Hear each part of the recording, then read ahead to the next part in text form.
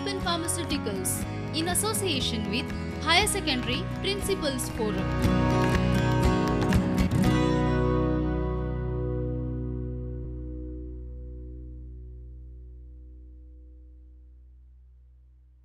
नमस्कार मुलांनो, ह्या कोविड महामारीच्या काळात तुम्ही घरात आहात, सुरक्षित आहात आणि प्रुडंट मीडिया आणि प्रिन्सिपल फोरमच्या माध्यमातून आपण हा संवाद साधतोय. आज आपण 12वीच्या पाठ्यपुस्तकातली कवी सुरेश भट यांची उषक काल होता होता ही कविता पाहणार आहोत. देशाला स्वातंत्र्य मिळाल्यानंतर देशामध्ये सुखसोयी, आनंद पसरलेला दिसेल अशी अपेक्षा भारतीयांना होती. पण ह्या अपेक्षाभंगाचं दुःख कवी ह्या कवितेमधनं व्यक्त करतात. सगळ्यात आधी आपण कवी सुरेश भट यांची माहिती पाहूया. कवी सुरेश भट हे मराठीतील एक सुप्रसिद्ध कवी. त्यांनी मराठी भाषेत गझल हा काव्यप्रकार रुजवला. त्यामुळेच त्यांना गझल सम्राट असे मानाने संबोधले जाते. त्यांचा जन्म महाराष्ट्रातील अमरावती येथे झाला.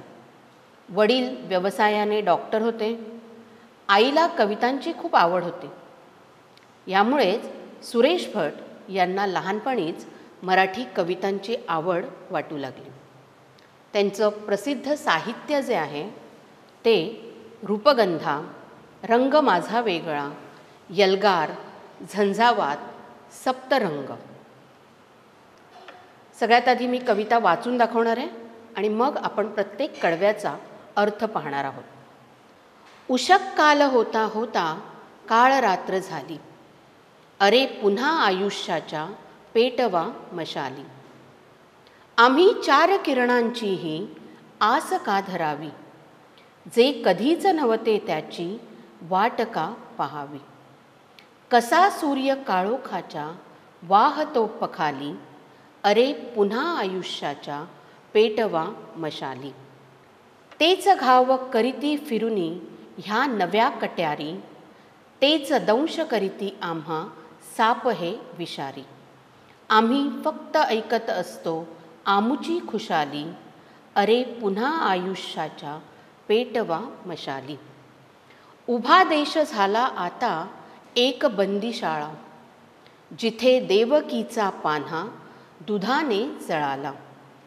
कसे पुण्य दुर्दैवी अन पाप भाग्यशाली, अरे पुन्हा आयुष्याच्या पेटवा मशाली. अशा कशा ज्याने त्याने गाडल्या उमेदी, असा कसा जो तो येथे होतसे खरेदी. आम्ही ती स्मशाने ज्यांना प्रेतहीन वाली, अरे पुन्हा आयुष्याच्या पेटवा मशाली. धुमसतात अजुनी विझल्या चितांचे निखारे, अजुनी रक्त मागत उठते वधस्तंभ सारे. आसवेच स्वातंत्र्याची आम्हाला मिळाली, अरे पुन्हा आयुष्याच्या पेटवा मशाली. अशी सुंदर कविता कवी सुरेश भटांनी लिहिलेली आहे, ज्यामध्ये स्वतंत्र भारताकडनं ज्या अपेक्षा होत्या त्या अपेक्षांचा भंग झाल्याचं दुःख ते मांडताना दिसतात. आपण प्रत्येक कडव्याचा अर्थ बघणार आहोत. उषक काल होता होता काळ रात्र झाली, अरे पुन्हा आयुष्याच्या पेटवा मशाली. उषक काल म्हणजे स्वातंत्र्याची पहाट. उषा म्हणजे पहाट. काळरात्र, काळरात्र या शब्दाचा अर्थ असा आहे की जेव्हा 15 ऑगस्ट 1947ला भारत देश स्वतंत्र झाला, तेव्हाच त्या रात्री एक वाईट घटनाही या इतिहासामध्ये लिहिली गेली आणि ती म्हणजे भारत आणि पाकिस्तान असे झालेले हिंदुस्थानचे 2 तुकडे. म्हणूनच कवी म्हणतात की स्वातंत्र्य मिळवण्यासाठी ज्याप्रमाणे सर्व भारतीयांनी त्या लढाईमध्ये योगदान दिले होते, बलिदान दिले होते, त्याचप्रमाणे आज स्वतंत्र भारतातल्या समस्या सोडवण्यासाठी आपण सगळ्यांनी आपलं आयुष्य पुन्हा एकदा पेटवण्याची गरज आहे. आपल्या देशातल्या समस्या सोडवण्यासाठी आपण एकत्र येण्याची पुन्हा एकदा गरज आहे, असं आवाहन कवी आपल्याला करताना दिसतात. आम्ही चार किरणांचीही आस का धरावी, जे कधीच नव्हते त्याची वाट का पाहावी. कवी म्हणतात की कुणीतरी येऊन आपल्या समस्या सोडवेल याची वाट बघण्यापेक्षा आपण स्वतः प्रयत्न करण्याची गरज आहे. आपण स्वतः आपल्या समस्या सोडवण्यासाठी तत्पर होण्याची गरज आहे. आज आपल्या देशासमोर भ्रष्टाचारासारखी समस्या आहे, आज शिक्षणाच्या समस्या आहेत, आरोग्याच्या समस्या आहेत, बेकारी, दारिद्र्य भारतामध्ये अगदी अफाट वाढत चाललेलं आहे. आणि हे सगळं जर आपल्याला थांबवायचं असेल तर आपण कुणीतरी येऊन बदल घडवेल म्हणून वाट पाहण्यापेक्षा स्वतःहून पाऊल उचलण्याची आज गरज आहे. कसा सूर्य काळोखाच्या वाहतो पखाली, असं कवी म्हणतात. इथे पखालीचं एक चित्र दिलेलं आहे. पखाल म्हणजे खरं म्हणजे उंटावरून जाणारा पाण्याची पिशवी जी नेतो त्याला पखाल असं म्हणतात. म्हणजेच पाठीवर जी पिशवी ठेवलेली असते त्याला पखाल म्हणतात. पण इथे या कवितेमधल्या ओळींचा अर्थ सांगताना आपल्याला असं सांगता येईल की तेजस्वी सूर्यच काळोख आपल्या पाठीवर घेऊन जात आहे. म्हणजेच ज्यांच्याकडे आपण प्रकाशासाठी पाहायचं, ज्यांच्याकडे आपण तेजासाठी पाहायचं, आज त्यांनीच काळोख आपल्यासोबत वाहायला सुरुवात केलेली आहे. म्हणून अशी कुणाची तरी येण्याची वाट पाहण्यापेक्षा आपण स्वतःहून बदल, स्वतःहून परिवर्तन आणण्यासाठी प्रयत्नशील असले पाहिजे. आपण पुढच्या कडव्याकडे जाऊया. तेच घाव करीती फिरुनी ह्या नव्या कट्यारी, तेच दंश करीती आम्हा साप हे विषारी. पूर्वी आपल्यावर राज्य गाजवणारे ब्रिटिश होते, मोगल होते, डच होते, पोर्तुगीज होते. पण आज स्वतंत्र भारतामध्ये आपलेच लोक आपल्या पाठीत कट्यार खुपसत आहेत. याचा अर्थ असा आहे की आज आपल्यावर अन्याय करणारे लोक आपलेच आहेत, भ्रष्टाचार करणारे लोक आपलेच आहेत. आपण निवडून दिलेली माणसंच आज भ्रष्टाचार करताना आपल्याला दिसत आहेत. आपलीच माणसं साप बनून आपल्याला डसत आहेत. पूर्वी परकीय लोक आपल्यावर अन्याय अत्याचार करत होते, आता आपण निवडून दिलेली आपलीच माणसं आपल्यावर अन्याय अत्याचार करत आहेत. पण हे घडत असताना सुद्धा आम्ही फक्त ऐकत असतो आमुची खुशाली. पण काय झालेलं आहे की आपण इतके निगरगट्ट झालेलो आहोत की आपण केवळ आपली खुशाली, मी बरा आहे, माझी बायको बरी आहे, माझी मुलं सुरक्षित आहेत, एवढंच आपण पाहतो. अगदी आपल्या शेजाऱ्यांच्या घरामध्ये काही झालेलं असलं, आजूबाजूला काही झालेलं असलं तरीही त्याच्याशी आपल्याला देणं घेणं नाही. इतके आपण संकुचित झालेले आहोत. तर आपण केवळ स्वतःची खुशाली, आपण ठीक आहोत यामध्ये समाधान मानत आहोत. आपण पुढच्या कडव्याकडे जाऊया. उभा देश झाला आता एक बंदीशाळा, जिथे देवकीचा पान्हा दुधाने जळाला. संपूर्ण देश बंदीशाळा झालेला आहे. बंदीशाळा म्हणजे कैद. ही कैद कसली आहे? ही कैद अर्थातच आपल्या आजूबाजूला वाढलेल्या पापाची आहे. भ्रष्टाचार, बेकारी, दारिद्र्य, अंधश्रद्धा ह्या सगळ्यांच्या कैदेत आपला देश सापडलेला आहे. आणि इथे कवी आपल्याला मुद्दामच एक उदाहरण देतात. देवकीचा पान्हा दुधाने जळाला. इथे आपल्याला थोडक्यात कृष्ण जन्माची गोष्ट माहिती असली पाहिजे. कृष्णाचा जन्म हा कैदेत झाला. कंसाने वसुदेव आणि देवकी यांना डांबून ठेवलेले होते आणि त्या कैदेत त्याचा जन्म झाला. पण जन्म झाल्याबरोबरच रात्रीच्या अंधारात पिता वसुदेवाने कृष्णाला तिथून हलवले. आईच्या दुधापासून ते बाळ वंचित राहिलं. म्हणूनच कवी म्हणतात की कसे पुण्य दुर्दैवी अन पाप भाग्यशाली. आज पुण्य करणारे लोक, चांगलं काम करणारे लोक उपेक्षित आहेत आणि पापी लोकांचा मात्र सर्वत्र उदो उदो होताना आपल्याला दिसतो. त्यांचा मात्र जय जयकार केला जातो. तर देशामधल्या समस्या सोडवायच्या असतील तर सर्वांनी एकत्र येऊन काम करण्याची गरज आहे. ह्या देशाला ह्या बंदीशाळेतनं मुक्त करण्याची गरज आहे. पुढच्या कडव्याकडे वळूया. अशा कशा ज्याने त्याने गाडल्या उमेदी, असा कसा जो तो इथे हो तसे खरेदी.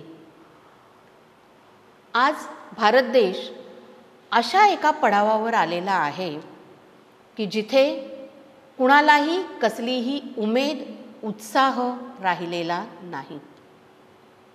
कारण आजूबाजूला वाढत चाललेला भ्रष्टाचार, नोकरीची नसलेली संधी, शिक्षणानंतरही न मिळणाऱ्या नोकऱ्या, वाढणारी बेकारी, यामुळे आज इथला तरुण, इथले विद्यार्थी हे उमेद नसल्यासारखे झालेले आहेत. आजूबाजूला वाढलेला भ्रष्टाचार त्यांचा जगण्याचा उत्साहच काढून टाकतो आणि म्हणून प्रत्येकजण इथे निराश, उदास दिसतो. आपण आपला देश बदलू शकतो, आपण आपल्या देशातल्या समस्या निर्मूलन करू शकतो, ही जाणीव आज राहिलेली नाही. प्रत्येकजण आपल्या जीवनाकडे उदासीनतेने पाहताना दिसतो आणि जे पैसे घेऊन उभे आहेत ते भ्रष्टाचार वाढवताना दिसत आहेत. तर या सगळ्या प्रकरणात जीवन जे आहे ते प्रेतासारखं झालेलं आहे. ज्याप्रमाणे प्रेतावर कुठल्याही गोष्टीचा असर होताना दिसत नाही, त्याचप्रमाणे आज भारतातल्या जिवंत माणसाला सुद्धा कसल्याही वेदना आणि संवेदना राहिलेल्या नाहीत. पुढच्या कडव्याकडे वळूया. धुमसतात अजुनी विझल्या चितांचे निखारे, अजुनी रक्त मागत उठती वध स्तंभ सारे. आसवेच स्वातंत्र्याची आम्हाला मिळाली, अरे पुन्हा आयुष्याच्या पेटवा मशाली. कवी म्हणतात की हे स्वातंत्र्य मिळवण्यासाठी अनेकांनी बलिदान दिले. अगदी तरुण वयामधल्या मुलांपासून ते अगदी जाणत्या वयापर्यंतच्या लोकांनी हा देश स्वतंत्र व्हावा म्हणून प्रयत्न केले. आपल्याला आपली अस्मिता मिळावी यासाठी कष्ट घेतले आणि आज त्यांच्या चिता, जळणाऱ्या चिता धुमसत आहेत. त्यातून निघणारा धूर आपल्याला सांगतोय की हे स्वातंत्र्य तुम्हाला फुकट मिळालेलं नाही. आजही तो वधस्तंभ म्हणजे असा खांब ज्याच्यावर शीर आणि धडापासून शीर वेगळं केलं जायचं, अशा शिक्षा त्या काळामध्ये देशाला स्वातंत्र्य मिळवून देण्याच्या धडपडीत लोकांनी सहन केलेल्या आहेत. तेव्हा त्या सगळ्यांचं बलिदान फुकट जाऊ देऊ नका, अशी ती चिता आपल्याला सांगते की स्वातंत्र्यानंतर भारतामध्ये सुव्यवस्था, सुराज्य होईल ह्या अपेक्षेने हा देश स्वतंत्र झालेला होता. आणि आज स्वतंत्र भारतामधल्या ह्या समस्या पाहताना बलिदान दिलेल्या त्या सगळ्यांच्या डोळ्यांमधून अश्रू वाहत आहेत. तेव्हा हे चित्र बदलण्याची जबाबदारी आजच्या तरुणांची आहे, भारतीयांची आहे आणि त्यांनी सर्वांनी एकत्र येऊन ह्या देशातल्या समस्या निर्मूलन केल्या पाहिजेत आणि देशाचं स्वातंत्र्य आणि सुराज्य हे दोन्ही टिकवलं पाहिजे असं आवाहन ते आपल्याला करताना दिसतात. ह्या कवितेवरती कवितेचा जो संपूर्ण अर्थ आहे तो अर्थच प्रश्नाच्या दृष्टीने महत्त्वाचा आहे. संपूर्ण कविता ही देशामध्ये माजलेली अराजकता, भ्रष्टाचार, बेकारी, दारिद्र्य, अंधश्रद्धा, शिक्षणाच्या समस्या, आरोग्याच्या समस्या ह्या सर्व समस्यांना काढून टाकण्यासाठी सगळ्यांनी पुन्हा एकदा एकत्र येऊन ज्याप्रमाणे स्वातंत्र्याच्या लढाईमध्ये योगदान दिले त्याचप्रमाणे एकत्रितपणे ह्या सर्व समस्यांच्या विरोधात उभं राहून समस्यांचं निर्मूलन करण्याचं आवाहन कवी इथे करताना दिसतात. ह्या कवितेला अतिशय सुंदर अशी चाल आहे. यूट्यूबवरती अवेलेबल आहे, तुम्ही ती ऐकू शकता.